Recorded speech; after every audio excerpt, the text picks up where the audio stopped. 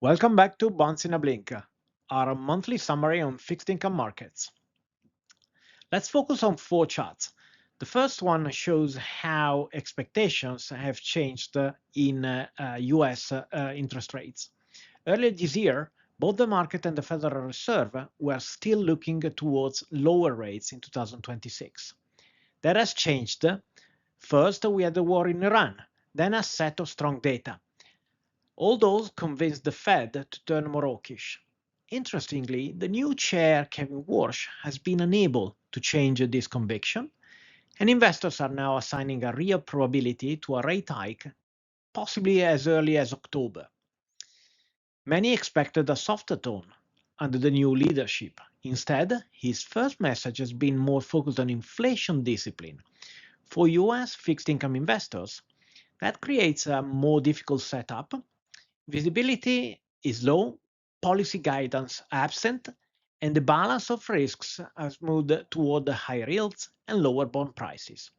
Duration risk needs to be handled carefully.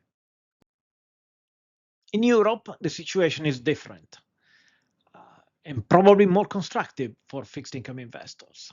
Before the conflict in Iran, the market expected the ECB to stay on hold. Then inflation pressure came back into focus, mainly through energy, and the ECB raised the rates by 25 basis points last week. Markets are now pricing further tightening, but Madame Lagarde didn't pre-commit to another hike. For fixed income investors, this is a more constructive backdrop, with multiple hikes already priced in. There is a scenario where the ECB ends up being less hawkish than feared, and this would support the European bonds. The third chart shows the evolution of credit spreads, both in European high yield and European investment grade corporates. Over the last year, credit markets have had several opportunities to worry.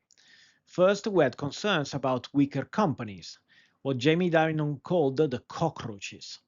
Then we had SaaSmageddon, the sharp repricing in software and growth names. And finally, the shock around the Strait of Hormuz. Credit markets have largely looked through all of it. Spreads widened briefly, then came back towards the tight end of the range. That is good for carry, but it also tells us something about market psychology. Investors are being paid less and less for taking credit risk, even while macro uncertainty remains high. So our conclusion here is simple. We still like carry, but we do not think this is the moment to reach aggressively for risk. When spreads are this tight, selectivity matters much more than beta. When spreads are tight, it's rare to find very good credit investment ideas, but there are always pockets of value, and BDCs, in our view, are one of them.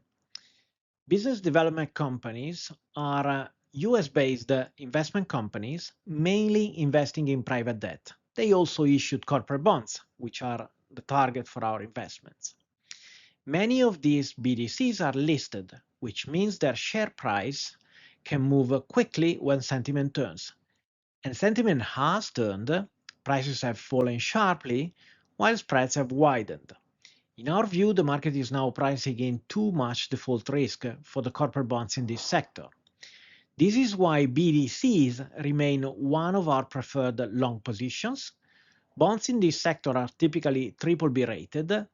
They always trade at a premium versus BBB corporate spreads, but in the last 8 months, they widened well above BB spreads.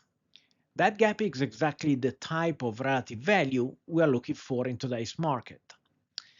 We will be running a webinar on this topic in 2 weeks. Please get in touch if you would like an invite. Thank you for watching Bonds in a Blink, and see you next time.